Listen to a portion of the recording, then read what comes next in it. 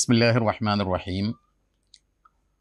ಪರಮದಯಾಮಯನೂ ಕರುಣಾನಿಧಿಯೂ ಆದ ನಮ್ಮೆಲ್ಲರನ್ನು ಸೃಷ್ಟಿಸಿ ಪರಿಪಾಲಿಸುತ್ತಿರುವ ನಮ್ಮೆಲ್ಲರ ಸೃಷ್ಟಿಕರ್ತನಾದ ಅಲ್ಲಾಹನ ನಾಮದಿಂದ ಸಕಲ ಸ್ತುತಿಸ್ತೋತ್ರಗಳು ನಮ್ಮೆಲ್ಲರ ಸೃಷ್ಟಿಕರ್ತನಿಗೆ ಮೀಸಲು. ಅವನ ಅನುಗ್ರಹಗಳು ಜಗತ್ತಿನಲ್ಲಿ ಒಳಿತಿನ ಸಂಸ್ಥಾಪನೆ ಮತ್ತು ಕೆಡುಕಿನ ನಿರ್ಮೂಲನಕ್ಕಾಗಿ ಆಗಮಿಸಿದ ಎಲ್ಲ ಪ್ರವಾದಿಗಳ ಮೇಲೆ, ಮಹಾಪುರುಷರ ಮೇಲೆ, ಸಜ್ಜನರ ಮೇಲೆ ಸದಾ ವರ್ಷಿಸುತ್ತಿರಲಿ. ಆತ್ಮೀಯ ಸಹೋದರ ಸಹೋದರಿಯರೇ, ಅಸ್ಸಲಾಮು ಅಲೈಕುಂ. ನಿಮ್ಮೆಲ್ಲರ ಮೇಲೆ ದೇವನ ಶಾಂತಿ ಮತ್ತು ಕರುಣೆ ಇರಲಿ. ನಾವೆಲ್ಲ ಬದುಕಿನ ಯಶಸ್ಸನ್ನು ಬಯಸುವವರು. ಬದುಕಿನ ಸಕ್ಸಸ್ ನಮ್ಮ ಬಹಳ ಪ್ರಮುಖ ವಿಷಯ. ಬದುಕು ಅಂದರೇನು ಎಂಬುದಕ್ಕೆ ಬೇರೆ ಬೇರೆ ರೀತಿಯ ವ್ಯಾಖ್ಯಾನಗಳಿವೆ. ಬದುಕಂದರೆ ಎಂಟರ್ಟೈನ್ಮೆಂಟ್, ಮನರಂಜನೆ. ಬದುಕಂದರೆ ಗರಿಷ್ಠ ಸುಖ ಪಡೆಯುವುದು. ಬದುಕಂದರೆ ಭೋಗ. ಬದುಕಂದರೆ ಕೆಲವರ ದೃಷ್ಟಿಯಲ್ಲಿ ಭಾರ, ತಲೆನೋವು. ಹೀಗೆ ಬದುಕಿಗೆ ವಿವಿಧ ರೀತಿಯ ವ್ಯಾಖ್ಯಾನಗಳಿವೆ ಸಮಾಜದಲ್ಲಿ. ವಿವಿಧ ರೀತಿಯ ಡೆಫಿನಿಷನ್ಸ್ ಇದೆ.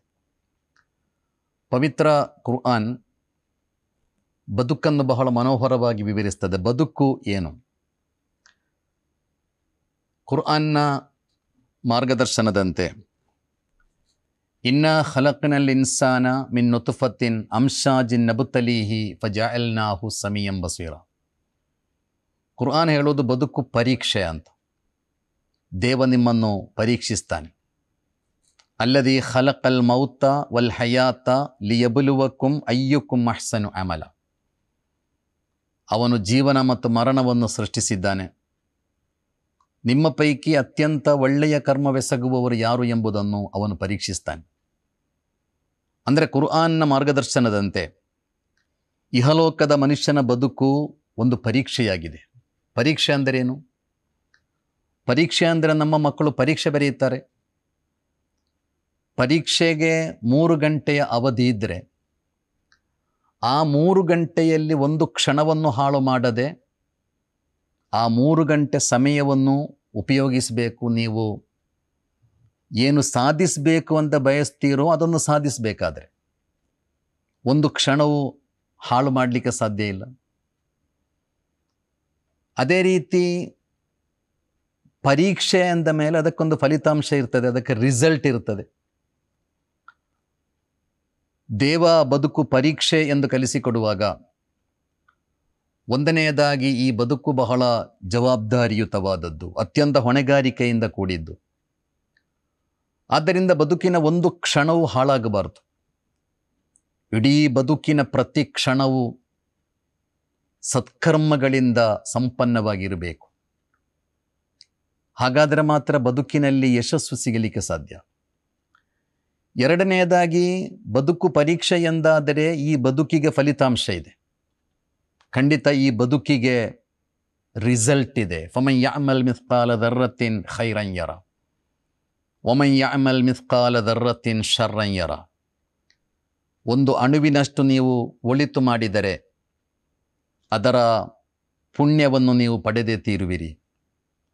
ಒಂದು ಅಣುವಿನಷ್ಟು ನೀವು ಕೆಡುಕು ಮಾಡಿದರೆ ಅದರ ಪರಿಣಾಮವನ್ನು ನೀವು ಕಂಡೇ ತೀರುವಿರಿ ಎಂದು ದೇವ ಹೇಳುವುದು. ಆದ್ದರಿಂದ ಬದುಕು ಪರೀಕ್ಷೆ ಆದರೆ ಆ ಪರೀಕ್ಷೆಯ ಫಲಿತಾಂಶ ಖಂಡಿತ ಇದೆ, ಇರಲೇಬೇಕು. ಇಮ್ಯಾನ್ಯುಯಲ್ ಕ್ಯಾಂಟ್ ಈ ಜಗತ್ತು ಕಂಡ ಬಹಳ ದೊಡ್ಡ philosopher. The gift of God to the German ಅಂತ ಆ ವ್ಯಕ್ತಿಯ ಬಗ್ಗೆ ಹೇಳಲಾಗುತ್ತದೆ. ಜರ್ಮನಿಗೆ ದೇವ ಕೊಟ್ಟಿರುವ ಕೊಡುಗೆ ಅಂತ. ಬಹಳ ದೊಡ್ಡ ಫಿಲೋಸಫರ್. ಆ ವ್ಯಕ್ತಿಯ ಅಭಿಪ್ರಾಯ, ಮರಣದೊಂದಿಗೆ ಮನುಷ್ಯನ ಬದುಕು ಕೊನೆಗೊಳ್ಳುತ್ತದೆ ಎಂಬುದನ್ನು ನನಗೆ ಒಪ್ಪಿಕೊಳ್ಳಿಕ್ಕೆ ಸಾಧ್ಯ ಆಗ್ತಾ ಇಲ್ಲ ಎಂಬುದು. ಅದಕ್ಕೆ ಅವರು ಕಾರಣಗಳನ್ನು ವಿವರಿಸ್ತಾರೆ. ಎಷ್ಟೆಷ್ಟು ಯುವಕರು ನೂರಾರು ಕನಸುಗಳನ್ನು ಹೊತ್ತ ಯುವಕರು ಮರಣ ಹೊಂದುತ್ತಾರೆ. ರಿಚೆಸ್ಟ್ ಲ್ಯಾಂಡ್ ಯಾವುದು ಅಂತ ಒಬ್ಬ ಅಧ್ಯಾಪಕ ವಿದ್ಯಾರ್ಥಿಗಳೊಂದಿಗೆ ಪ್ರಶ್ನಿಸ್ತಾರೆ. Richest land on the earth.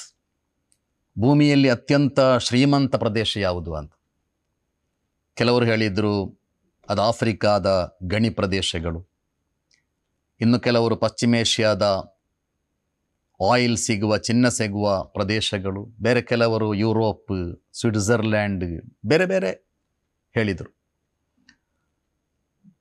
ಆದರೆ ಇದು ಯಾವುದನ್ನು ಒಪ್ಪದ ಅಧ್ಯಾಪಕ ಕೊನೆಗೆ ಹೇಳಿದರು, ಈ ಜಗತ್ತಿನಲ್ಲಿ ರಿಚೆಸ್ಟ್ ಲ್ಯಾಂಡ್ ಸ್ಮಶಾನಗಳು ಅಂತ ಹೇಳ್ತಾರೆ. ಸ್ಮಶಾನಗಳು, ಅದಕ್ಕಿಂತ ಶ್ರೀಮಂತ ಪ್ರದೇಶ ಬೇರೆ ಇಲ್ಲ. ಎಷ್ಟೆಷ್ಟು ಕನಸುಗಳು ಅಲ್ಲಿ ಹೂಳಲ್ಪಟ್ಟಿದೆ, ಎಂತೆಂತಹ ಯೋಜನೆಗಳು, ಪ್ರಾಜೆಕ್ಟ್ಗಳು, ಎಂತೆಂತಹ ಆಲೋಚನೆಗಳು ಅಲ್ಲಿ ಹೂಳಲ್ಪಟ್ಟಿದೆ. ಆದ್ದರಿಂದ ಜಗತ್ತಿನ ಅತ್ಯಂತ ಶ್ರೀಮಂತ ಪ್ರದೇಶ ಅದು ಸ್ಮಶಾನಗಳು ಅಂತ ಅಧ್ಯಾಪಕ ಹೇಳಿಕೊಡುತ್ತಾರೆ. ಅದೇ ರೀತಿ ಇಮ್ಯಾನ್ಯುಯಲ್ ಕ್ಯಾಂಟ್ ಹೇಳುವುದು, ಎಷ್ಟೆಷ್ಟು ಯುವಕರು, ಯಾವುದೆಲ್ಲ ಕನಸುಗಳನ್ನು ಹೊತ್ತವರು, ಅವರು ಹಠಾತ್ತನೆ ಅವರಿಗೆ ಮರಣ ಬರುತ್ತದೆ. ಅದೇ ರೀತಿ ಎಷ್ಟೆಷ್ಟು ದುಷ್ಟರು ಎಲ್ಲ ಪಾಪಗಳನ್ನು ಮಾಡಿಯೂ ಯಾವ ಶಿಕ್ಷೆಯೂ ಇಲ್ಲದೆ ಆರಾಮವಾಗಿ ಬದುಕಿ ಬಹಳ ದೊಡ್ಡ ದೊಡ್ಡ ವ್ಯಕ್ತಿಗಳಾಗಿ ಮೆರೆದು ಸತ್ತು ಹೋಗ್ತಾ ಇದ್ದಾರೆ. ಇದರ ಎಕ್ಸ್ಟೆನ್ಷನ್ ಎಲ್ಲಿ ಅಂತ ಕೇಳೋದು ಕ್ಯಾಂಟ್. ಇದರ ಎಕ್ಸ್ಟೆನ್ಷನ್ ಎಲ್ಲಿದೆ? ಇದಕ್ಕೊಂದು ಎಕ್ಸ್ಟೆನ್ಷನ್ ಇರಲೇಬೇಕಲ್ಲ. ಆದ್ದರಿಂದ ಮರಣದೊಂದಿಗೆ ಬದುಕು ಕೊನೆಗೊಳ್ಳುತ್ತದೆ ಎಂಬುದನ್ನು ನನಗೆ ಒಪ್ಪಿಕೊಳ್ಳಿಕ್ಕೆ ಸಾಧ್ಯ ಆಗುತ್ತಾ ಇಲ್ಲ ಎಂಬುದು ಒಬ್ಬ ದೊಡ್ಡ ಫಿಲೋಸಫರ್ನ ಚಿಂತನೆ. ಅದು ಈ ಜಗತ್ತಿಗೆ ಬಂದ ಎಲ್ಲ ಪ್ರವಾದಿಗಳು, ಲಕ್ಷಕ್ಕೂ ಮಿಗಿಲಾದ ಪ್ರವಾದಿಗಳು ಜಗತ್ತಿಗೆ ಕಲಿಸಿಕೊಟ್ಟ ಬಹಳ ಮೂಲ ಸಿದ್ಧಾಂತ ಮರಣದೊಂದಿಗೆ ನಿಮ್ಮ ಬದುಕು ಕೊನೆಗೊಳ್ಳುವುದಿಲ್ಲ ಎಂಬುದಾಗಿದೆ. ಮರಣದ ನಂತರ ಈ ಪರೀಕ್ಷೆಯಾದ ಬದುಕಿನ ಫಲಿತಾಂಶ ಖಂಡಿತ ಇದೆ.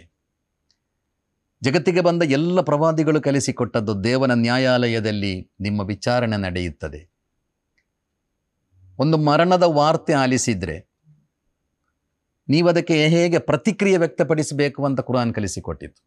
ಯಾರದೋ ಒಬ್ಬ ವ್ಯಕ್ತಿಯ ಮರಣದ ವಾರ್ತೆಯನ್ನು ನೀವು ಆಲಿಸ್ತೀರಿ, ಯಾರದೇ ಆಗಿರಲಿ, ಯಾವುದೇ ಜಾತಿಯ, ಯಾವುದೇ ಧರ್ಮದ, ಎಲ್ಲಿಯ ಮನುಷ್ಯನೇ ಆಗಿರಲಿ, ಒಬ್ಬ ವ್ಯಕ್ತಿ ಮರಣ ಹೊಂದಿದ ಎಂಬ ವಾರ್ತೆಯನ್ನು ನೀವು ಆಲಿಸುವಾಗ ನಿಮ್ಮ ಪ್ರತಿಕ್ರಿಯೆ ಇನ್ನಾ ಲಿಲ್ಲಾಹಿ ವ ಇನ್ನಾ ಇಲೈಹಿ ರಾಜಿಊನ್ ಎಂದಾಗಿರಬೇಕು ಅಂತ ಕುರಾನ್ ಹೇಳುವುದು. ಬಹಳ ಸಣ್ಣ ಒಂದು ಸೂಕ್ತ ಅದು. ಆದರೆ ಆ ಸೂಕ್ತದಲ್ಲಿ ಇಡೀ ಬದುಕಿನ ವಾಸ್ತವಿಕತೆಯನ್ನು ಹೇಳಿಕೊಡಲಾಗಿದೆ. ಒಂದು ಮರಣದ ವಾರ್ತೆ ನಿಮಗೆ ಸಿಕ್ಕಿದ್ದರೆ ಇನ್ನಾ ಲಿಲ್ಲಾಹಿ ವ ಇನ್ನಾ ಇಲೈಹಿ ರಾಜಿಊನ್ ಅಂತ ನೀವು ಹೇಳಿ. ನಾವು ದೇವನ ಕಡೆಯಿಂದ ಬಂದವರು, ದೇವನ ಕಡೆಗೆ ನಾವು ಮರಳುತ್ತೇವೆ. ಇನ್ನಾ ಲಿಲ್ಲಾಹಿ, ನಾವು ದೇವನ ಕಡೆಯಿಂದ ಬಂದವರು, ನಾವು ಯಾರೂ ಅರ್ಜಿ ಹಾಕಿ ಹುಟ್ಟಿದವರಲ್ಲ. ಇಂತಹ ಕಾಲದಲ್ಲಿ, ಇಂತಹ ಪ್ರದೇಶದಲ್ಲಿ, ಇಂತಹ ಒಂದು ಧರ್ಮದಲ್ಲಿ ಹುಟ್ಟಬೇಕಂತ ನಾವು ಯಾರು ಅರ್ಜಿ ಹಾಕಿ ಹುಟ್ಟಿದ್ದಲ್ಲ, ಅಥವಾ ಯಾರ ಮಗನಾಗಿ ಹುಟ್ಟಬೇಕೆಂಬುದು ನಾವು ತೀರ್ಮಾನಿಸಿದ್ದಲ್ಲ. ಇನ್ನಾ ಲಿಲ್ಲಾಹಿ, ಅದೆಲ್ಲವೂ ನಿಮ್ಮ ದೇವನ ತೀರ್ಮಾನದಂತೆ ನಡೆಯುತ್ತದೆ. ದೇವನ ಕಡೆಯಿಂದ ಬಂದವರು ನಾವು. ವ ಇನ್ನಾ ಇಲೈಹಿ ರಾಜಿಊನ್, ದೇವನ ಕಡೆಗೆ ನಾವು ಮತ್ತೆ ಮರಳಿ ಹೋಗುತ್ತೇವೆ. ಹಾಗೆ ದೇವನ ಕಡೆಗೆ ಮರಳಿ ಹೋಗುವಾಗ ಖಂಡಿತ ನಮ್ಮ ಕೈಯಲ್ಲಿ ಏನಾದರೂ ಇರಬೇಕು, ಒಳಿತುಗಳು, ದೇವ ಮೆಚ್ಚುವ ಕೆಲಸಗಳು, ದೇವ ಇಷ್ಟಪಡುವ ಕೆಲಸಗಳು, ಕರ್ಮಗಳು. ದೇವನ ಬಳಿಗೆ ಮರಳಿ ಹೋಗುವಾಗ ಆ ಕರ್ಮಗಳೊಂದಿಗೆ ಮರಳಿ ಹೋಗಲು ನಮಗೆ ಸಾಧ್ಯ ಆಗಬೇಕು. ಅಂದರೆ ಕುರ್ಆನ್ ಕಲಿಸಿಕೊಡುವ ಜೀವನ ವಿಧಾನ ಅದು. ಬದುಕಿನಲ್ಲಿ ನೀವು ದೇವ ಮೆಚ್ಚುವ ಕೆಲಸಗಳನ್ನು ಮಾಡಬೇಕು. ದೇವ ಮೆಚ್ಚುವ ಕೆಲಸ ಮಾಡಿದರೆ ನಿಮ್ಮನ್ನು ಮನುಷ್ಯರು ಮೆಚ್ಚುತ್ತಾರೆ, ನಿಮ್ಮನ್ನು ಈ ಸಮಾಜ ಮೆಚ್ಚುತ್ತದೆ, ನೀವು ಈ ಸಮಾಜಕ್ಕೆ ಅತ್ಯಂತ ಉಪಕಾರಿಗಳಾಗ್ತೀರ. ಆದ್ದರಿಂದ ಬದುಕಿನ ವಾಸ್ತವಿಕತೆಯನ್ನು ಅರ್ಥ ಮಾಡಿ ದೇವ ಮೆಚ್ಚುವ ಕೆಲಸಗಳನ್ನು ಮಾಡುವುದಾದರೆ, ಹಾಗೆ ನಾಳೆ ದೇವನ ಬಳಿಗೆ ಮರಳುವಾಗ ದೇವ ಇಷ್ಟಪಡುವ ಕರ್ಮಗಳೊಂದಿಗೆ ಮರಳಿ ಹೋಗಲು ಸಾಧ್ಯವಾಗುವುದಾದರೆ ಅದು ಖಂಡಿತವಾಗಿಯೂ ಬದುಕಿನ ವಿಜಯವಾಗಿದೆ, ಬದುಕಿನ ಯಶಸ್ಸಾಗಿದೆ. ಸರ್ವಶಕ್ತನಾದ ದೇವನು ಆ ವಿಜಯಶಾಲಿಗಳಲ್ಲಿ ನಮ್ಮೆಲ್ಲರನ್ನು ಸೇರಿಸಲಿ. ಅಸ್ಸಲಾಮು ಅಲೈಕುಂ. ನಿಮ್ಮೆಲ್ಲರ ಮೇಲೆ ದೇವನ ಶಾಂತಿ ಮತ್ತು ಕರುಣೆ ಇರಲಿ.